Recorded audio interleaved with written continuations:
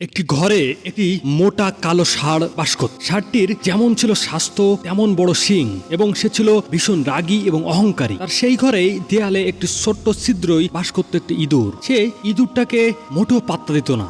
একদিন ষাঁড়টি বিশাল খেয়ে দিয়ে হাত পা এলিয়ে ঘুমাচ্ছে এবং জোরে জোরে নাক ডাকছিল। নাক ডাকার শব্দে ইঁদুরটি তার ছোট্ট কুটিরে ঘুমাতে পারছিল না। এমন সময় সে এসে বলল, ভাই, ঘুমানো তো আমারও একটি নাগরিক অধিকার, একটু আস্তে নাক ডাকুন না। তখন ষাঁড়টি ইঁদুরকে দূর দূর করে তাড়িয়ে দিল। অগত্যা ইঁদুরটি দৌড়ে পালিয়ে তার ছোট্ট কুটিরে ঢুকলো। কিন্তু কিছুক্ষণ পরে আবার সিংহটি সেই নাক ডাকানি শুরু করলো। তখন ইঁদুরটি ভাবলো তার নাক পরিষ্কার করে দিলে হয়তোবা নাক ডাকানি কমে যাবে। যে কথা সেই কাজ, ইঁদুরটি ষাঁড়টির নাকের মধ্যে প্রবেশ করলো। নাকের ভিতর ইঁদুর প্রবেশ করায় ষাঁড়টি বিশাল জোরে হাসি দিয়ে উঠলো। ষাঁড়টি বলল, আমার রাজ্যে বাস করে আমার সাথে গাদ্দারি, তুই তো রাজাকার। রেগে অহংকারে ক্ষমতার দম্ভে পিছিয়ে গেল এবং সজোরে এসে দেয়ালে ধাক্কা দিল।